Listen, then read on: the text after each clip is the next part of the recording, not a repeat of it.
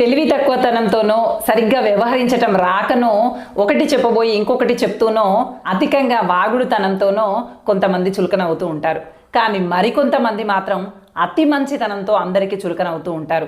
వీళ్ళకు ఉన్నటువంటి సున్నిత మనస్తత్వంతో ప్రతి ఒక్కరికి అందుబాటులో ఉండాలనేటువంటి ఉద్దేశంతో, ప్రతి ఒక్కరికి సహాయం చేయాలనేటువంటి ఉద్దేశంతో అతి మంచితనంతో వ్యవహరిస్తూ ఉంటారు.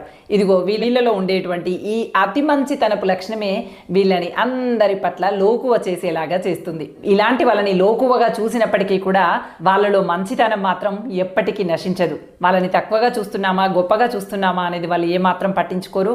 మంచితనాన్ని మాత్రమే కిరీటంగా పెట్టుకొని ముందుకు నడుస్తూ ఉంటారు. ఇలా మంచితనంతో లోకువ అయ్యేటువంటి వాళ్ళు చాలా మందే కనిపిస్తూ ఉంటారు. తెలివి తక్కువతనంతో లోకువ అవ్వటం వేరు, కానీ ఇలా మంచితనంతో లోకువ అవ్వటం అనేది కాస్త ప్రత్యేకమైనటువంటి అంశమే.